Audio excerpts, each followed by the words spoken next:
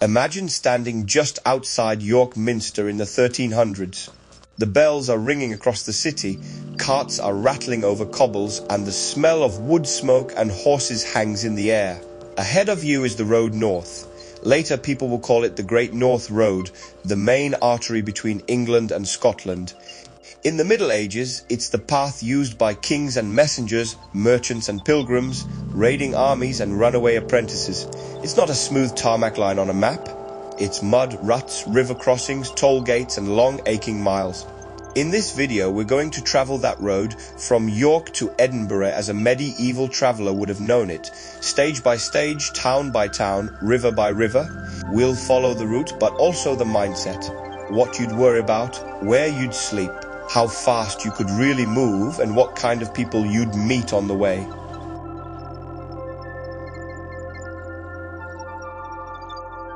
We begin in York, medieval England's second city. It's a powerhouse of the north, a major trading hub, an archbishop's seat, and a place where English kings show their face when they want to remind the north who's in charge. You'd have seen wagons loaded with wool and cloth heading out to ports, and wine and furs coming in from the continent. The minster dominates the skyline, and the city walls wrap around tight with guarded gates or bars controlling who goes in and out. To head for Scotland, you leave the city through Durham on the north side. First you cross the River Ouse on a crowded bridge lined with buildings. Then almost as soon as you clear the walls, the houses thin out, fields open up, the noise of York fades behind you. From here, everything north is a mixture of opportunity and danger.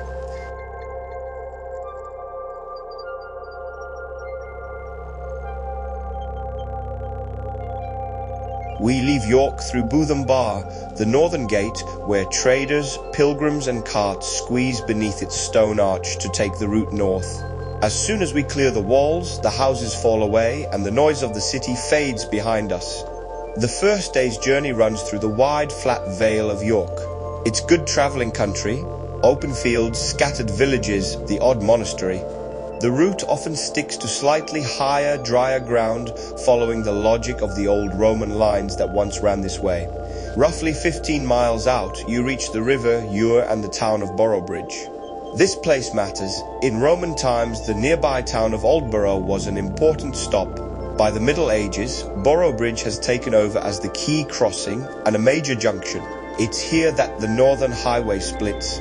One branch heading more west towards Catterick and Scotch Corner, the other heading straight north towards Northallerton and Durham. We're taking the eastern, more direct branch, the classic medieval line towards the Prince Bishop's lands.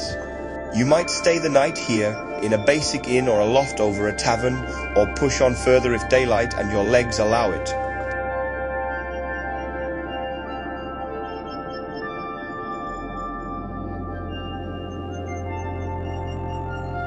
Beyond Boroughbridge, the road runs up through the Vale of Mowbray towards Northallerton. The town itself isn't enormous, but its position is crucial. It sits just south of the River Tees and controls one of the main approaches to the bishopric of Durham. In 1138, this stretch of road becomes the stage for the Battle of the Standard, when King David of Scotland marches his army down this very route and is met by English forces just north of Northallerton. The fact that they meet on the road tells you everything. Whoever controls this line controls movement in the north. For a normal traveller, Northallerton is a practical stop, a market to buy food, maybe a church to pray in before taking on the riskier ground closer to the borderlands. By the 13th and 14th centuries, itineraries show kings and nobles using this same line between York and Durham over and over. You're now committed. The next big barrier is the River Tees.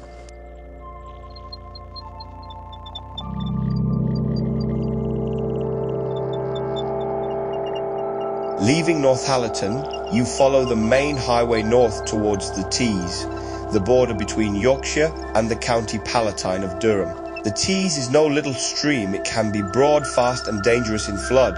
The classic crossing point is Croft-on-Tees. By the 14th century, a solid stone bridge spans the river here, linking Croft on the Yorkshire side to Herworth Place in Durham. Earlier, travellers would have used a ford or a ferry. and when the bridge is damaged, people fall back on older fords like Neasham downstream. Crossing the river is one of those moments where medieval travelers feel properly vulnerable. The current might be high, your cart wheels could jam, your horse might slip, but once you're across, you're in another jurisdiction entirely, the semi-independent realm of the Prince Bishop of Durham. The first town you meet is Darlington.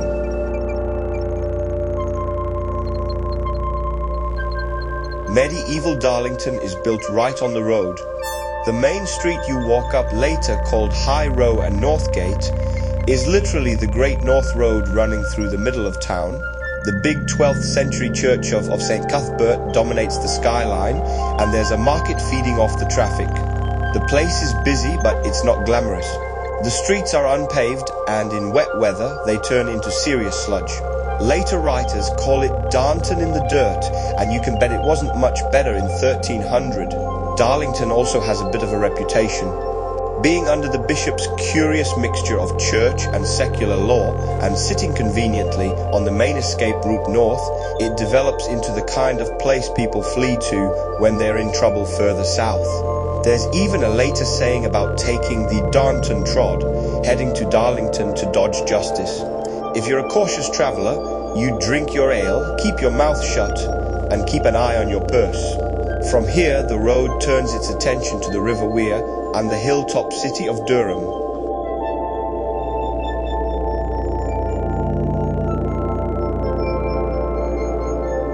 Durham, shrine, tolls, and narrow streets approaching from the south.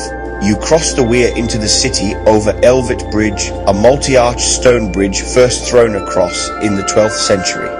It's narrow, crowded, and lined with buildings in later years, funneling everyone straight into the marketplace. Once inside, the street plan is steep and twisted. That's not an accident. Traffic is forced to pass near the market, where tolls can be collected, and close enough to the cathedral and castle that the bishops can keep an eye on things.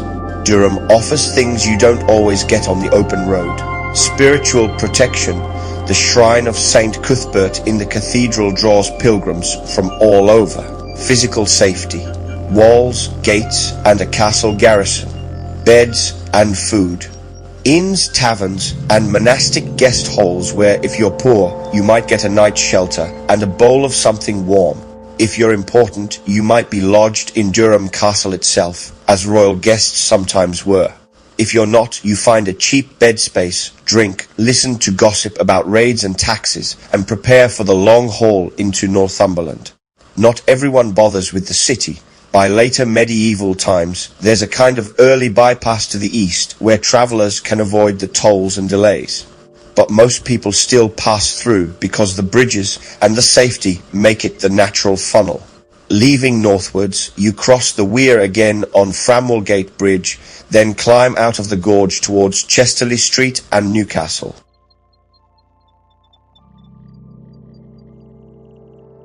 "6 miles or so beyond Durham, you hit Chesterley Street, the old Roman Chester on the Roman road.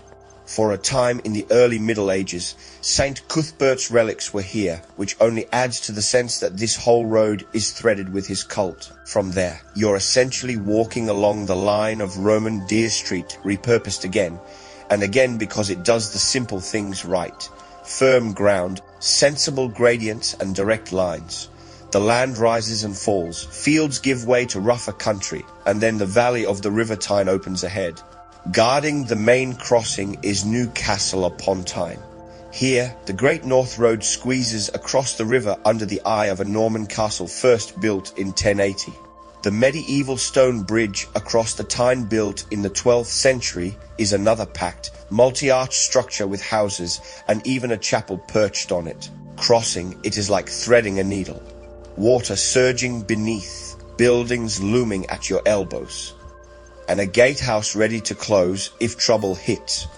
Newcastle itself is a noisy, fortified town. By the later medieval ages, it's already associated with coal, and ships line the quays. It's the last major English town before the border country, stuffed with inns, merchants, soldiers, and gossip. If York is the gateway to the north, Newcastle is the last big pause before the edge. and beyond Newcastle, the road does not end. It hardens through the border marches to Berwick and on to Edinburgh. But that is a journey for another time. For now, we leave the travellers here on England's last northern miles, beneath torchlight and rain,